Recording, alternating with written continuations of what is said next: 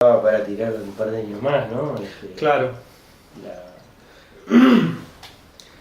Sí, esta idea de como de responder a la deriva, digamos, al cuello de botella en el que empieza a entrar el capitalismo uruguayo, la economía uruguaya, a partir de la caída del flujo de renta, responder a eso con un programa de tipo keynesiano, llamémosle, ¿no? Es decir, manteniendo el salario real alto, tratando de mantener el salario real alto, gasto público alto, inversión pública, que es un poco el programa que se plantea desde varios sectores de izquierda,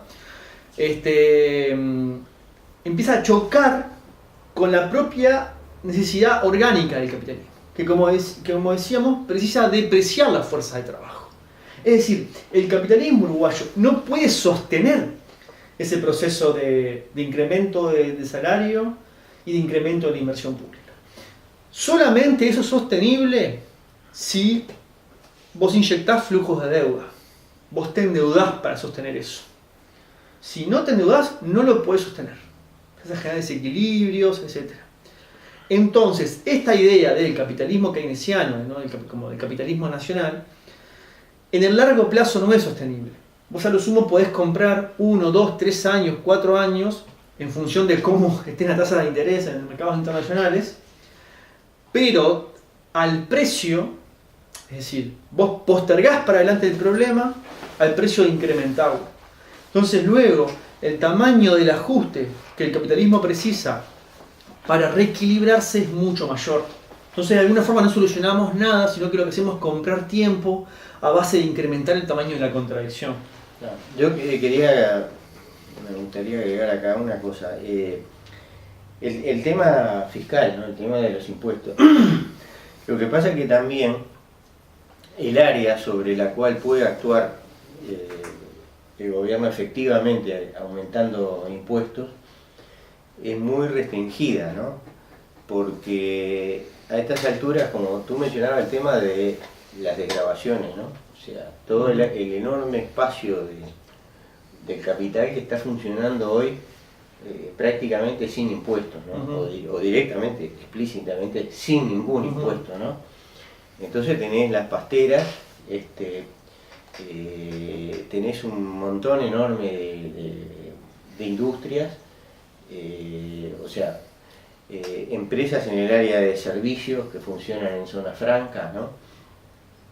Y bueno, hay un planteo que surge de eso, ¿verdad? Bueno, vamos a ponerle impuesto a eso, ¿no? Pero ahí te encontrás con la restricción que impone todo el entramado económico internacional y económico y legal internacional, ¿no?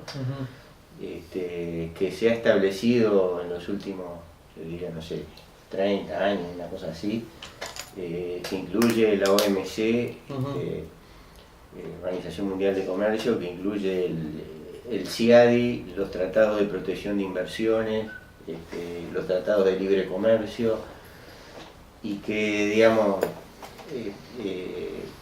ahí te dejan simplemente con dos opciones, ¿no? O romper con esa legalidad económica internacional que implica, unas contrapartidas, contramedidas enormes, ¿no? Del otro lado, o mantener esas desgravaciones. Entonces, el sector capitalista, empresarial que queda, a la cual decís, bueno, sí, le puedo aumentar el impuesto de la renta de la actividad empresarial, el gozo, es realmente bastante reducido y no es el más grande, creo, ¿no? Posiblemente haya algunas empresas, pero ese aumento de los concursos, concordatos que estamos viendo este año, están marcando un límite a las posibilidades de hacer eso, ¿no? Claro. Creo que eso es clave, entender ese límite, ¿no? Es clave eso, justamente entender ese límite, porque si no creemos posible que un programa basado en el avance en los impuestos va a resolver los problemas estructurales que tenemos, y eso no va a ser por ahí. Es decir, está muy bien mantenerlo como parte del programa, de las propuestas, pero tengamos claro que es un recurso táctico que no va a resolver los problemas estructurales que tenemos. Eso que decías tú, me parece, nos remite a un tema importante que es el tema, la clave continental de esto, ¿no? ¿Cómo hay que pensar esto en clave continental? Inevitablemente. ¿Por qué? Porque esta necesidad que decíamos de depreciar fuerza de trabajo que tiene el capitalismo cuando no tiene renta, tiene su expresión continental. Pensemos, por ejemplo, la reforma laboral brasilera. Pensemos, por ejemplo, el paquetazo, digamos, los cambios que está procesando Macri en Argentina. ¿Cuál es el contenido de eso en última instancia? El contenido de eso es que dos polos capitalistas de la región están avanzando en esa necesidad, en ese proceso de abaratamiento de la fuerza de trabajo en esos países. Es decir, están resolviendo por el lado regresivo la contradicción a la que arriban cuando la renta agraria ya no es suficiente para continuar con ese dinamismo virtuoso. ¿Y qué restricciones o cómo impacta eso en Uruguay? ¿Cómo impacta eso en la clase obrera uruguaya?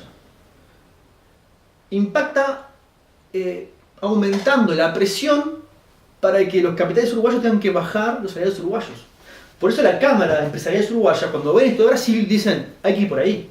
Pero tú sabes una cosa, ahí hay un tema interesante, que, o sea, para nada contradice tu análisis, pero devela de alguna manera el bajo nivel de la discusión, ¿no? La ley laboral brasileña, yo realmente esto no lo sé en profundidad, voy a decir algo que a lo mejor me equivoco, pero yo vi algunos comentarios, ¿no? El problema es que la legislación laboral brasileña era mucho más generosa con los trabajadores que la uruguaya, de lo que es la uruguaya, ¿no? Pues, Entonces, cosas que sacaron en Brasil, por ejemplo, esta reforma laboral, ¿no? Regresiva de Brasil,